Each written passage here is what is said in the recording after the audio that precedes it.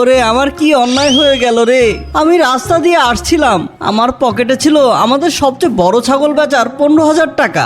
হঠাৎ করে কোথা থেকে একটা বেটে লোক এসে আমার কোমরে আর বগলে কুতু কুতু দেওয়া শুরু করলো। আমি হাসতে হাসতে মাটিতে গড়িয়ে পড়লাম, আর ওই দুষ্ট লোকটা আমার পকেট মেরে পালিয়ে গেছে। আমার ঈদের বাজারে সব টাকা গেল রে। তুমি একটা হাসতা গাধা, তোমার বয়স 45 বছর, আর তুমি রাস্তার মানুষ কুতু কুতু দিলে হাসতে হাসতে টাকা হারিয়ে আসো। তোমার মতো নির্বোধ আমার জীবনে দেখিনি। এখন ছেলেটাকে ঈদের জামা কিনে দিবে কি দিয়ে? ঘাস দিয়ে?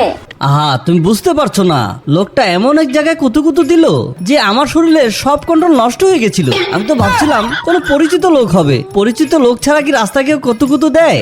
কেন অপরিচিত লোক রাস্তার মানুষকে কুতু কুতু দেয়? এত বছর সংসার করলাম, কিন্তু তোমার এই বোকা স্বভাব আর গেল না। আব্বু, আমি তো তোমাকে রোজ বলি আমার মতন দেশি ঘি খেতে। ঘি খাইলা না, তাই তো তোমার বুদ্ধিও হইল না। 1 চামচ ঘি খাইলে মাথায় এমন বুদ্ধি আসতো যে ওই চোরটাকে তুমি উল্টা কুতু কুতু দিয়ে তার টাকা রেখে দিতা। এই দেখো আমি কেমন ঘি খেয়ে একদম আইনস্টাইন হয়ে যাচ্ছি। চুপ করো ইয়ামিন, 1 চামচ ঘি খেয়ে নিজেকে জ্যোতিষী ভাবছো? বাপের টাকা হারাই গেছে আর ও আসছে বুদ্ধি দিতে। আমি মাত্র 2 ঘন্টা ঘুমাইছি, চোখ খুলতে পারছি না।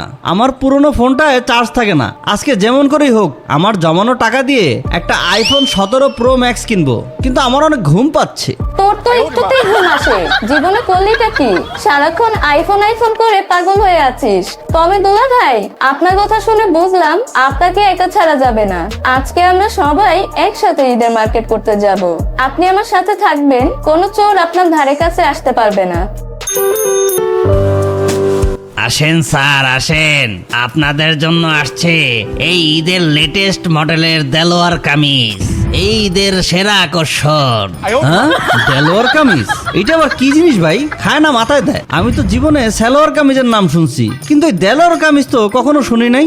স্যার, সালোয়ার কামিজ খালি আপনার বউ পরতে পারবে, আর দেলোয়ার কামিজ আপনিও পরতে পারবেন, আবার আপনার বউও পরতে পারবে। ভার্সন 2। তাছাড়া আমাদের এই জামার এমন শক্ত কাপড়, এইটা দিয়ে আপনার বাড়ির ছাদে মজবুত টেন্ট বানাইতে পারবেন। আবার রাস্তায় গাড়ি নষ্ট হলে এই কাপড় দিয়ে আস্ত ট্রাক তুলে নিতে পারবেন। সিলের টাকা ফেরত। একটু সাবস্ক্রাইব করো না ভাই। আরে মিয়া, আমি কি এখানে জামা কিনতে আসছি নাকি ট্রাক টানার রশি কিনতে আসছি? এ কেমন কথা?